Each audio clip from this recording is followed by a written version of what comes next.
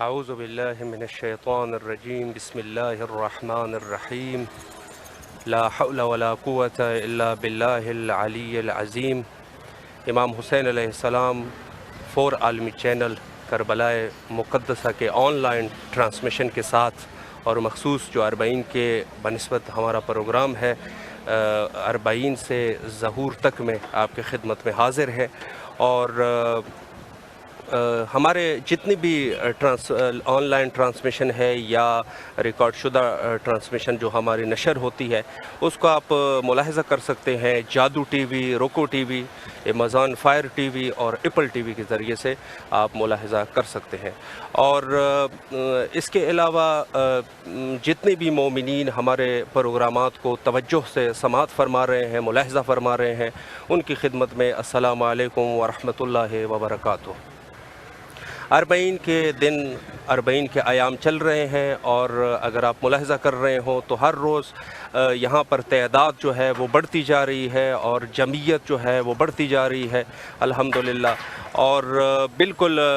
مومنین جو ہے وہ آمادہ ہے کہ وہ یہاں پہ اربعین حسینی کو برگزار کر سکیں اور مولا امام حسین کے زیارت جو کہ ایک اجر عظیم ہے اس کو حاصل کر سکیں۔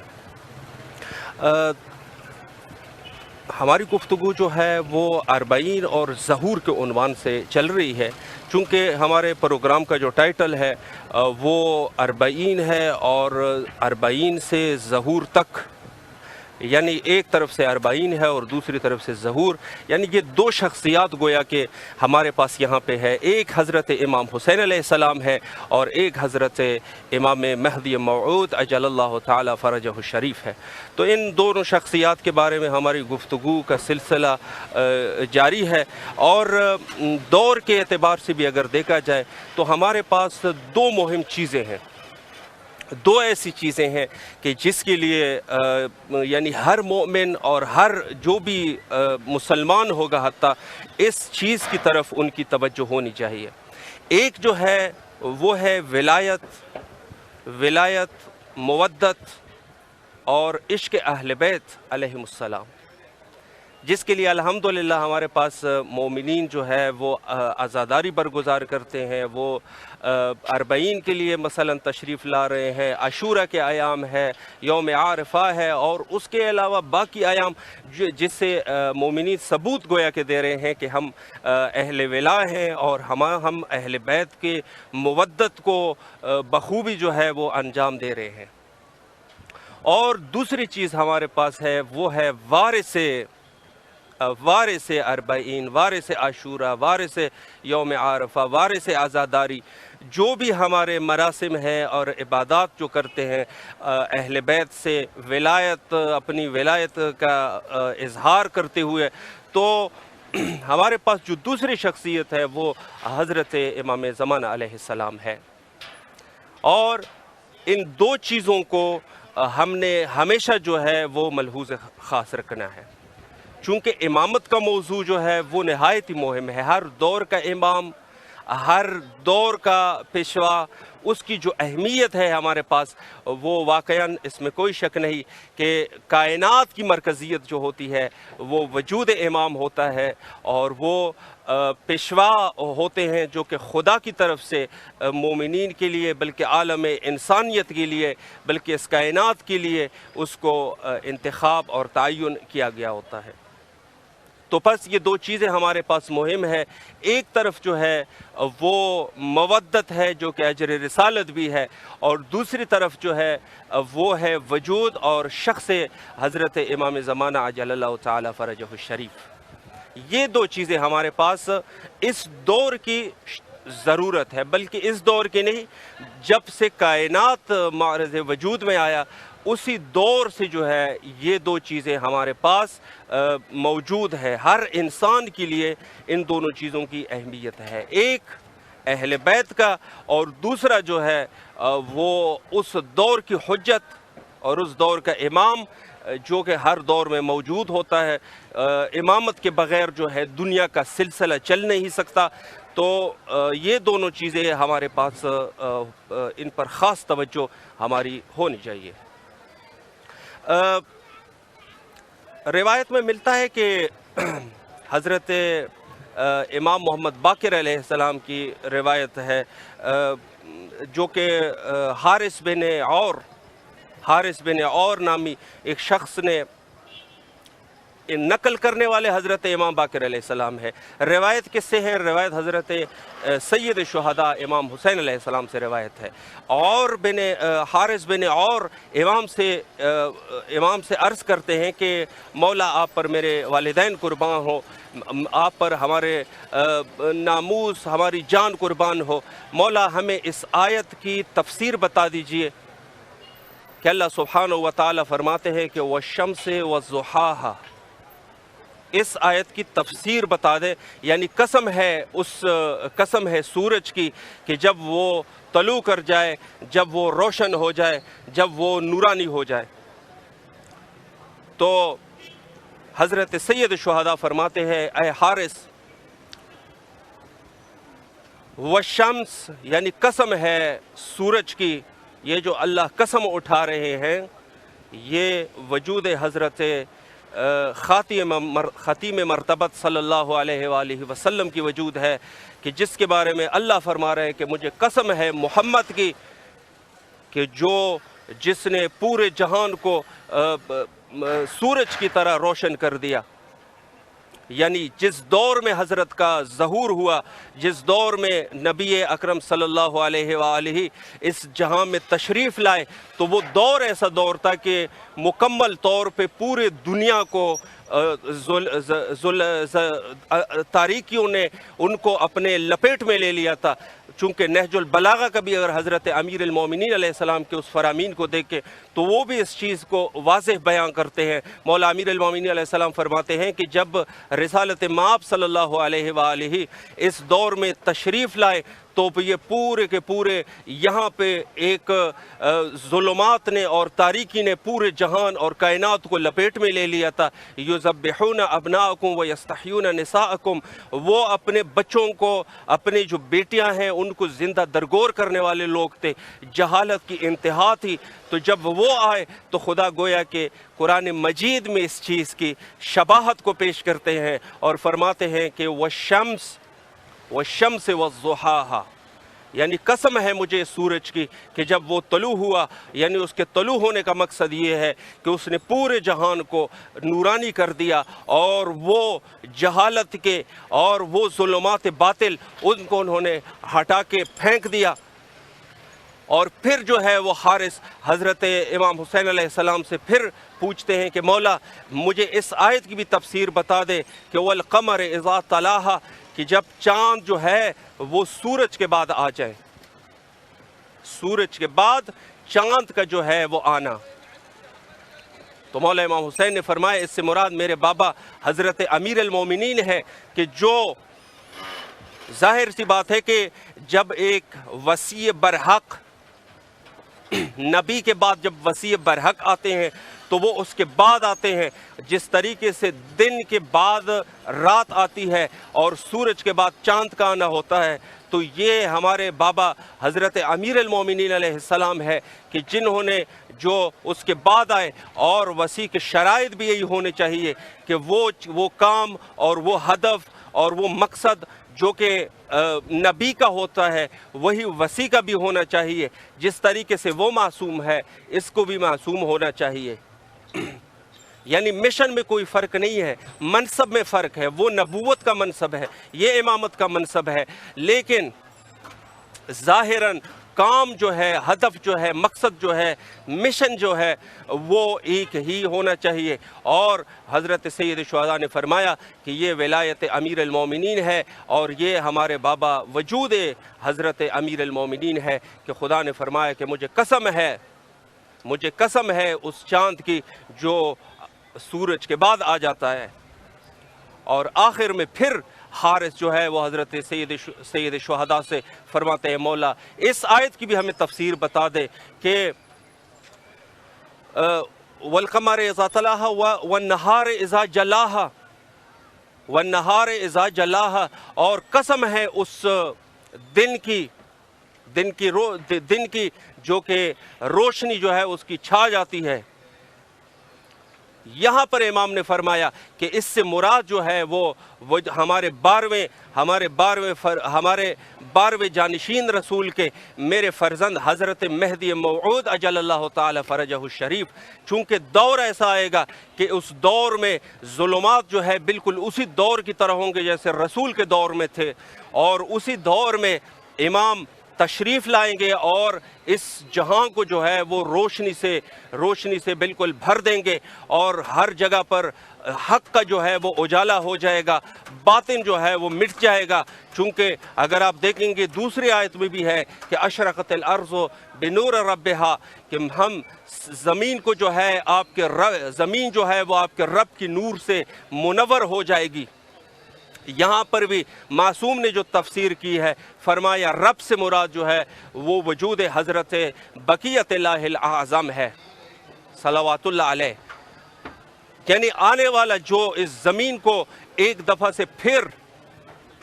نور سے بھر دے گا، ظلمات جو ہے وہ ختم ہو جائیں گے، یہ وجود حضرت بقیت اللہ الاعظم امام زمانہ علیہ السلام ہے۔ اور پھر فرمایا کہ یہ بقیت اللہ جو ہے، یہ وجود جو ہے، یہ مومنین کے لیے ہر حال میں یہ خیر کا پیغام ہے، اور ان لوگوں کے لیے مشکلات ہے جو کہ جنہوں نے کفر اختیار کر لیا، جنہوں نے شرک اختیار کیے، جنہوں نے اہل بیت کے حق میں کوتاہیاں کی، جنہوں نے ظلم کی طرف وہ گئے اور حق کا راستہ چھوڑ دیا۔ فرمایا بقیت اللہ خیر لکم ان کنتم مؤمنین، یہ جو بقیہ ہے اللہ کا، یہ جو اللہ کا باقی ہے، جو حضرت امام زمانہ علیہ السلام ہے، یہ تمام مومنین کے لیے خیر ہے۔ مومنین کا کہا گیا ہے، مومن کے لیے خیر ہے۔ جو فاسق ہے، فاجر ہے، مشرک ہے، ان کے لیے ظاہر سی بات ہے کہ یہ کوئی خیر کی خبر نہیں ہے۔ یہ ہے وجود امام زمانہ علیہ السلام۔ دور کی ضرورت ہے، ولایت، مودت اور دوسرے جو احکام الہیہ ہے، اور یہ سب چیز یہ ایک پلڑے پر ہے، اور دوسری طرف پر امام زمانہ علیہ السلام کا وجود ہے۔ یہ دو چیزیں جو ہے اس دور کی مہم ترین اور جس کی ضرورت ہے، جو ہر مومن کے لیے چاہیے کہ اس کی طرف وہ توجہ کریں، یہی دونوں چیزیں ہمارے پاس ملتے ہیں۔ اور اس دور میں چونکہ ظاہر ہے کہ دور جس کو کہا جائے کہ اس دور میں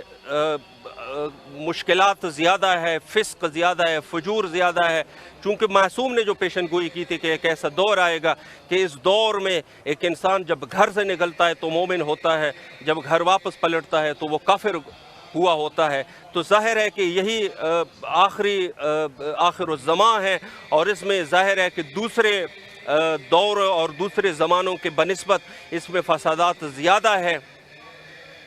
تو دور کی جو ضروریات ہے اس میں سے یہ ہے کہ ہم لوگوں نے اہل بیت کے راستے پر چلنا ہے، اور جو اہل بیت نے کہا ہے صرف اسی کو ہم نے لینا ہے۔ اس کے علاوہ کوئی دوسرے راستے پر بھٹکنے والا آدمی گمراہی ہوتا ہے۔ تو اس گمراہی سے بچنے کے لیے ہمیں وہ صحیح طریقے سے اہل بیت کے فرامین کو سامنے رکھ کے اپنی زندگی کو گزارنا ہوگا۔ ہمیں اس چیزوں کو اپنے زندگی کے لیے سرمشق اور نمونہ قرار کر دینا پڑے گا کہ جو اہل بیت کی طرف سے ہے۔ غیر اہل بیت سے جو چیزیں ہیں اس کی کوئی گارنٹی نہیں ہے، اس کی کوئی ویلیو نہیں ہے۔ ضرورت جو ہے وہ ہے اہل بیت کے راستے پر چلنا۔ اس دور کی ضرورت جو کہ مومنین الحمدللہ بخوبی انجام دے رہے ہیں، اپنی عزاداری میں لگے ہوئے ہیں، انتظار امام زمانہ کر رہے ہیں، اور دوسرے اہم امور پہ جو ہے وہ عمل کر رہے ہیں۔ چونکہ امام نے فرمایا کہ اس دور میں چونکہ دور نہایت ہی پرشوب دور ہے، تو اس دور میں ضرورت نہیں ہے کہ ہم جا کے جنگ و جدل شروع کریں، جا کے مکمل طور پہ ہم جو ہے وہ میدان میں آ جائیں اور لڑنا جھگڑنا شروع کر دیں، تلوار اٹھائیں، بندوق اٹھائیں، فساد کی طرف چلے جائیں۔ معصوم نے ان چیزوں سے منع فرمایا کہ اس دور میں آپ کی ذمہ داری ہے इंतज़ार फ़रज में चूँकि सबसे मुहिम चीज़ आज़ादारी इमाम हुसैन अलैहिस्सलाम है, रिवायात में है ये चीज़ें कि अब फ़रज जो इंतज़ार फ़रज है उसकी सबसे मुहिम चीज़ उनमें जो इंतज़ार का तरीक़ा है वो आज़ादारी हज़रत सैयद शुहदा अलैहिस्सलाम है, जिसके लिए आजकल के दौर में चूँकि दौर जो है अरबईन का चल रहा है, तो ये भी एक इमाम ज़माना अलैहिस्सलाम के लिए जो उसके इंतज़ार का तरीक़ा है उसके तरीक़ों में से एक तरीक़ा ये अरबईन हुसैनी का बरगुज़ार करना है। तो अज़ीज़ान मोहतरम, मैं आपकी खिदमत में अर्ज़ करता जाऊँ कि ये चीज़ क़त्ई तौर पे जो है वो मना है कि हम जंग और जदल की तरफ चले जाएं, हम जाके लड़ना और झगड़ना शुरू कर दें। लड़ने झगड़ने की ज़रूरत नहीं, बल्कि इस दौर में मोमिन की जो मुहिम अहमियत जो मोमिन के लिए है, अपने घर में जो है वो बैठना, चूँकि दौर फसाद का दौर है। अमीर अल-मोमिनीन के अगर उस फरमान की तरफ भी देखा जाए तो वहाँ भी हज़रत अमीर फरमाते हैं कि फसाद के दौर में इब्न लबून की तरह हो जाओ, यानी ऊँटने के उस बच्चे की तरह हो जाओ जो न पानी निकालने के काम आता है न ज़िबा करने के काम आता है। तो दौर के तकाज़ा यही है। और हज़रत इमाम सज्जाद अलैहिस्सलाम के जो है हमारे पास जो किताब है सहीफ़े सज्जादिया, जो एक अज़ीम तोहफ़ा है हमारे पास मज़हब शिया खैरुल बरिया में, ये अज़ीम तोहफ़ा हज़रत इमाम सज्जाद अलैहिस्सलाम का, चूँकि ये हज़रत इमाम सज्जाद अलैहिस्सलाम ने इमला करके अपने शागिर्दों को जो है वो तालीम फरमाया था। और इसमें जो लिखने वाले थे एक हज़रत इमाम मोहम्मद बाक़िर अलैहिस्सलाम थे और एक हज़रत ज़ैद थे। तो इन दोनों ने ये सहीफ़े सज्जादिया को तालीफ़ फरमाया। वो इमाम मोहम्मद बाक़िर अलैहिस्सलाम वाला सहीफ़े सज्जादिया वो तो इमाम ज़माना अलैहिस्सलाम के हाथ में है, लेकिन जो दूसरे वाला सहीफ़ा सज्जादिया है मरहूम मजलसी के तवस्सुत से जब ज़ैद जो है वो शहीद हुए और ज़ैद के बाद जब यहया जो है वो हरात में शहीद हुए तो उन्होंने ये किसी को दे दिया था कि ये संदूक ले जाके हज़रत इमाम मोहम्मद बाक़िर अलैहिस्सलाम के हाथ में दे दे, चूँकि इसका असली हकीकी वारिस वही है। तो वो संदूक बहरहाल तुलानी है, लेकिन मरहूम मजलसी के तवस्सुत से ये सहीफ़े सज्जादिया हमारे पास पहुँचा। तो सहीफ़े सज्जादिया में हज़रत इमाम सज्जाद अलैहिस्सलाम फरमाते हैं मा खरज वला यखरुज मिन अहल बैत इल्ला क़ियाम क़ाइमिना, कोई आदमी कोई शख्स जो है वो खुरूज न करे, कोई शख्स जो है वो जंग व जदल का शिकार न हो जाए, चूँकि जितने भी क़याम होने हैं हज़रत इमाम मेहदी अलैहिस्सलाम से पहले जो क़याम होने हैं वो क़याम तमाम के तमाम क़याम ऐसे क़याम है कि जो हमारे शियों के लिए कोई फ़ायदा उसका नहीं है, बल्कि हलाकत की तरफ चले जाएंगे, नुकसानात की तरफ चले जाएंगे। तो बस इमाम के इस कौल से साफ वाज़े हो रहा है कि इमाम मेहदी अलैहिस्सलाम के क़याम से पहले जो क़याम होने हैं या हो चुके हैं वो क़याम ज़ाहिर है कि उसके कोई फ़ायदे नहीं हैं, बल्कि शियों के लिए और मुहिब्बीन अहले बैत के लिए उसमें नुकसानात है, मुश्किलात है। तो ये चीज़ हमें मलहूज़ ख़ास रखनी पड़ेगी कि जंग व जदल और क़याम की तरफ नहीं जाना है, सिर्फ़ इमाम ज़माना का क़याम जो है वो हक़ क़याम है और उसी की तरफ ही हमने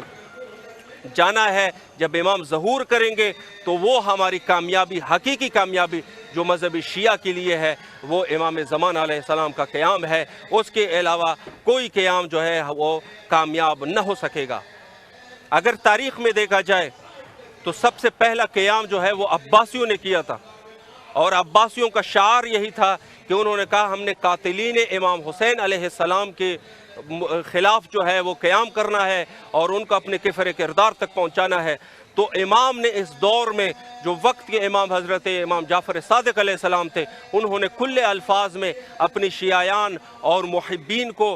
ख़बरदार कर दिया कि इससे कोई फ़ायदा आपको हासिल होने वाला नहीं है, आप इस क़याम में शिरकत न करें। लेकिन कुछ नादान जिन्होंने इसमें शिरकत की और बाद में इनका जो नुकसान था वो पहले वाले लोगों से भी कोई ज़्यादा ख़तरनाक किस्म का नुकसान हमें उठाना पड़ गया, चूँकि कौल इमाम पे उन्होंने वो कौल इमाम पे अमल न किया और अपनी तरफ से क़यास पे उन्होंने अमल कर लिया। तो ज़ाहिर सी बात है कि जो क़यास के ऊपर अमल करेगा तो क़यास के फिर असरात ख़तरनाक होते हैं और اگر اس ضمن میں آپ دوسری آیت کو دیکھیں تو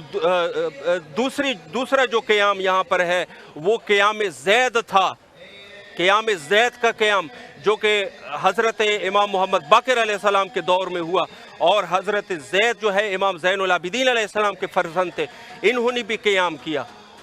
اور حتیٰ جا کے امام سے کہنے بھی لگ گئے، اور تاریخ میں تو کچھ سخت الفاظ بھی ہے کہ جو حضرت زید اور حضرت امام محمد باقر علیہ السلام کے درمیان تکرار ہوئے، لیکن صاف لفظوں میں یہی کچھ ہے کہ انہوں نے کہا کہ یہ قیام جو ہے اس کا کوئی فائدہ جو ہے وہ حاصل نہ ہوگا، اس کا کوئی فائدہ نہ ہوگا۔ امام نے ان کو صاف الفاظ میں کہہ دیا کہ زید اس کا فائدہ اس قیام کا نہیں ہے اور یہ ہلاکت ہے، لیکن زید نے امام کے قول پہ عمل نہ کرتے ہوئے آگے بڑھے اور قیام کے بعد شہید ہو گئے۔ البتہ امام رضا علیہ السلام کی جو ہمارے پاس جو روایت ہے، فرماتے ہیں کہ اگر زید اس قیام میں کامیاب ہو جاتا تو وہ حق جو ہے وہ ہم اہل بیت تک پہنچا دیتے، اور وہ اس حق کو اپنے پاس نہ رکھتے بلکہ اس حق کو وہ ہمارے سپرد کر دیتے۔ اگر پھر آپ قیام کی طرف جائیں گے تو وہ زید کے بیٹے یحییٰ کا قیام ہے، جو کہ اپنے والد گرامی کے بعد انہوں نے قیام کیا اور ہرات میں یہ بھی شہید ہو گئے۔ اس قیام نے بھی کوئی فائدہ نہیں ہوا، نہ شیعوں کو کوئی فائدہ ہوا، نہ اہل بیت کو کوئی فائدہ ہوا۔ اور اگر اس کے بعد آپ دیکھیں گے تو وہ جو ہے وہ قیام حسین ابن علی، جو کہ صاحب فخ کے نام سے مشہور ہے، امام موسیٰ کاظم علیہ السلام کے دور میں اس نے قیام کر دیا، اور اس قیام کا بھی کوئی فائدہ بھی نہ ہو سکا۔ البتہ اس کے بارے میں یہ ایک متنازع قسم کی شخصیت ہے جس کو نفس زکی بھی کہتے ہیں، نفس زکیہ۔ اس نفس زکیہ نے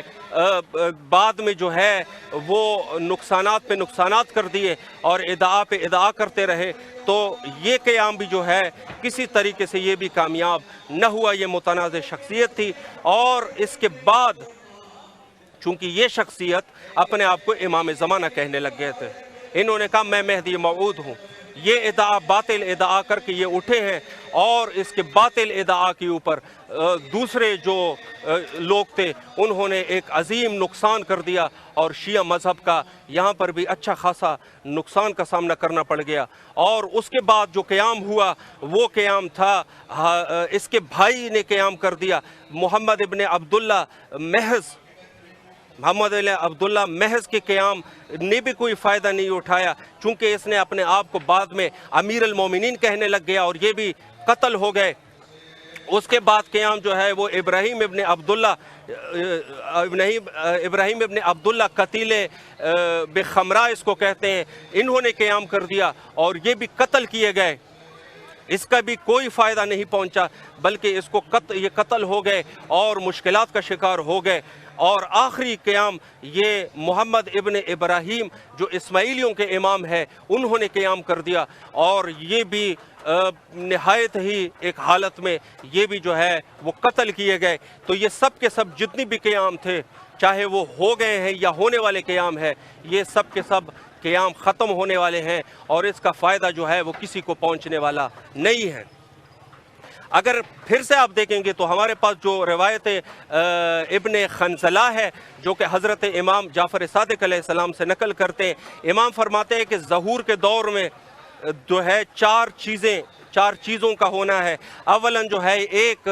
آواز آسمانی، یعنی آسمان سے ایک آواز آئے گی جس سے جو ہے تمام کے تمام لوگ جو ہے اس کو سن لیں گے۔ دوسرا جو ہے وہ سفیانی کا خروج ہے، اور تیسری چیز جو ہے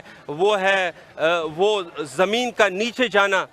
زمین کا خسف جو ہے، خسف الارض، اس کا زمین کا نیچے جانا، اور پھر جو ہے وہ قتل نفس زکیہ ہے، اور پھر جو ہے وہ یمانی کا خروج ہے۔ تو یہ چار چیزیں بھی ہمارے 5 چیزیں جو کہ امام کے دور میں روایات سے ثابت ہے۔ اور پھر ابو خنزلہ جو ہے وہ امام جعفر صادق علیہ السلام سے عرض کرتے ہیں، مولا مجھے آپ میری رہنمائی کر دیں، اگر آپ کے نسل میں سے یا بنی ہاشم کے کسی نسلوں میں سے کوئی شخص اٹھے اور وہ قیام کرے، ظلم کے خلاف قیام کر دے، تو ہم کیا کریں، اس کا ساتھ دیں یا نہ دیں؟ تو امام نے فرمایا ہرگز اس کا ساتھ جو ہے وہ نہ دیں، چونکہ قیام جو ہے وہ صرف مہدی موعود کا قیام ہے، اور اس کے علاوہ جتنے قیام بھی ہونے ہیں وہ قیام ظاہر ہے اس کا کوئی فائدہ نہ تو شیعوں کو پہنچنے والا ہے، نہ ہمارے اہل بیت تک پہنچنے والا ہے۔ ہمارا قیام امام مہدی ہے۔ اور اگلی روایت میں حضرت امام سجاد علیہ السلام کی، جو کہ عجیب روایت ہے، فرماتے ہیں کہ اگر مہدی موعود سے پہلے کسی نے قیام کر دیا تو وہ قیام اس شخص کی اس طریقے کا قیام ہے کہ گویا یہ ایک ایسے پرندے کا بچہ ہو جس کے ابھی پر جو ہے وہ نہ نکلے ہیں، اور پر نہ نکلنے کے بعد وہ زمین پہ گر جائے، اور عجیب سی تعبیر کا استعمال حضرت امام سجاد علیہ السلام کرتے ہیں، فرماتے ہیں کہ اس کے پر جیسے کہ نہ ہو اور بچوں کے ہاتھ وہ لگ جائے اور بچے اس کے ساتھ کھیلنا شروع کر دیں، کوئی ایک طرف اس کو پھینکے کوئی دوسری طرف اس کو پھینکے، تو اس شخص کی مثال جنہوں نے قیام کر دیا اس کی مثال کچھ ایسی ہے۔ اور یہی والی دقیق روایت جو ہے حضرت امام محمد باقر علیہ السلام کے، اس کے روایات میں بھی ہمیں مل جاتا ہے کہ وہاں پر بھی انہوں نے یہی تعبیر استعمال کی کہ اس کی حیثیت اس شخص کی جو کہ امام مہدی علیہ السلام سے پہلے قیام کرے، اس کی شخصیت ایسی ہے جیسے کہ پرندہ جس کے پر نہ ہو اور وہ بچوں کے ہاتھ لگ جائے، تو ظاہر ہے کہ وہ بچوں کا کھلونا ہی بن جائے گا۔ اور پھر اور روایت جو امام محمد باقر علیہ السلام سے جعفر جعفی جو ہے وہ نقل کرتے ہیں، وہ کہتے ہیں کہ امام علیہ السلام سے میں نے خود سنا کہ امام نے فرمایا کہ غیبت کے دور میں امام زمانہ علیہ السلام کے ظہور سے پہلے ان قیاموں سے اس کے جنگ و جدل اور فساد سے جو ہے ہوشیار رہیں، چونکہ یہ مکمل طور پہ فساد ہے اور اس فساد کا ہمارے مذہب شیعہ کو اور محبین اہل بیت کو کوئی فائدہ نہیں پہنچنے والا، بلکہ اس کے نقصانات جو ہے وہ پہنچیں گے۔ ممکن ہے کہ بہت سے مومنین قتل کیے جائے، ممکن ہے کہ فساد کا سلسلہ بڑھ جائے۔ تو عرض یہ ہے کہ مولا نے پھر فرمایا کہ ہمارا قیام جو ہے ہمارے محمد اور آل محمد صلی اللہ علیہ وآلہ اور آل علی علیہ السلام، ان کا فقط ایک ہی پرچم ہے، حق کا پرچم، اور وہ حضرت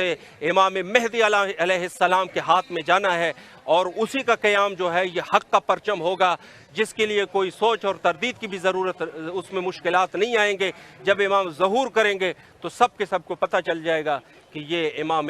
برحق ہے۔ تو جناب میں مشکلات اس پرآشوب اور مشکلات سے بھرے ہوئے دور میں جو دور کی ضرورت ہے وہ ہے عزاداری امام حسین علیہ السلام کے ذریعے سے اپنے انتظار فرج کی جو طریقہ جو معصوم نے بتایا وہ یہ ہے کہ آپ عزاداری کریں، چاہے وہ یوم عرفہ کی زیارت ہو، وہ اربعین کی زیارت ہو، وہ عاشورہ کی زیارت ہو، زیارات کے ذریعے سے کریں۔ اور معصوم نے فرمایا کہ حتیٰ وہ لوگ، امام محمد باقر علیہ السلام کی حدیث کا فرمایا کہ وہ لوگ جو امام حسین علیہ السلام کی زیارت کے لیے نہیں آ سکتے مشکلات کی وجہ سے، یا وہ اپنے کربلا سے دور ہیں، یا دوسرے کوئی مشکلات اس کو پیش آتے ہیں، تو وہ کیا طریقہ کریں؟ تو امام نے فرمایا وہ اپنے گھر سے زیارت اربعین کو پڑھیں اور زیارت امام حسین کو پڑھیں، زیارت عاشورہ کو پڑھیں۔ جو زیارت امام حسین کو اپنے گھر سے پڑھے گا، میں امام محمد باقر علیہ السلام اس کو ضمانت الہی دیتے ہوئے کہتا ہوں کہ اس کو وہی ثواب ملے گا جو کربلا میں امام حسین علیہ السلام کی زیارت کرنے والے کو ملتا ہے۔ تو آخر میں ہم جو ہے وہ دعا کرتے ہیں کہ امام زمانہ علیہ السلام اپنے ظہور پر تعجیل کریں اور یہ دنیا کے مشکلات کا خاتمہ ہو جائے۔ اللہم عجل لولیک الفرج۔